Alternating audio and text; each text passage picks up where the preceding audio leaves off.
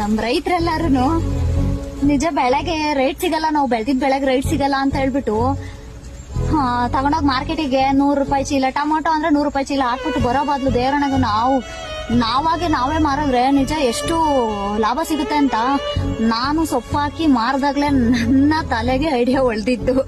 ನಿಜ ನಾವು ಬೆಳ್ದಿರೋದ್ ನಾವು ಮಾರೋದ್ರಲ್ಲಿ ತಪ್ಪೇನಿದೆ? ಯಾರೋ ಇವ್ ನಾಚಿಕೆಯಪ್ಪ ರೋಡಲ್ಲಿ ಕುತ್ಕೊಂಡ್ ಮಾರ್ಬಿಟ್ರೆ ನಮ್ಗೆ ಅವಮಾನ ಆಗ್ಬಿಡುತ್ತೆ ಅನ್ನೋರಿಗೆ ಒಂದ್ ಸೊಲ್ಯೂಷನ್ ಏನ್ ಗೊತ್ತಾ? ಯಾರು ಆಡ್ಕೊಳ್ಳೋರು ಯಾರೀ ಬಂದು ನಮ್ಮ ಜೀವನನ ಸಾಗಿಸ್ತಾರೆ, ಅದಕ್ಕೂ ಒಂದು ಧೈರ್ಯ ಬೇಕು. ರೋಡಲ್ಲಿ ಕುತ್ಕೊಂಡು ಮಾಡ್ತೀವಿ ಅನ್ನೋದಕ್ಕೂ ಗೊತ್ತಾ?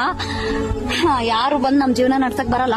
ಕಷ್ಟಪಟ್ಟು ಬೆಳ್ದಿದೀವಿ, ಅಡ್ಡ ದುಡ್ಡಿಗೆ ತಗೊಂಡೋಗ್ಬಿಟ್ಟು ಮಾರ್ಕೆಟಿಗೆ ಹಾಕ್ಬಿಟ್ಟು ಹೆಂಗ್ ಬೇಕೋ ಹಂಗೆ ಜೀವನ ನಡ್ಸೋದಕ್ಕೆ, ಹೆಂಗ್ ಬೇಕೋ ಹಂಗ್ ಕೊಟ್ಬಿಡಕ್ಕೆ ಇದೇನೋ ಇದ್ದಲ್ಲ. ನನಗಂತೂ ಯಾವ ಅವಮಾನ, ಯಾವ ಸ್ಟ್ಯಾಂಡರ್ಡ್, ಯಾವ ಬ್ಯೂಟಿ, ಯಾವ ಇದ್ರ ಬಗ್ಗೆನೂ ಕಾನ್ಸಂಟ್ರೇಷನ್ ಇಲ್ಲ ರೀ.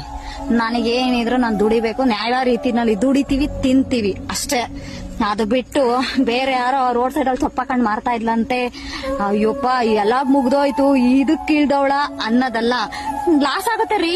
ಸೊಪ್ಪು ತಗೊಂಡೋಗ್ಬಿಟ್ಟು ಎಲ್ಲೋ ಹಾಕ್ಬಿಟ್ಟು ಮಾರ್ಕೆಟಿಗೆ ಹಾಕ್ಬಿಟ್ರೆ ಲಾಸ್ ಆಗ್ಬಿಡುತ್ತೆ ನನಗೆ. ನಾನೇ ಕುತ್ಕೊಂಡ್ ಮಾರೋದ್ರಲ್ಲಿ ನನಗೆ ತುಂಬಾ ಖುಷಿ ಇದೆ, ಅದಕ್ಕೆ ಮಾರ್ತಾ ಇದೀನಿ.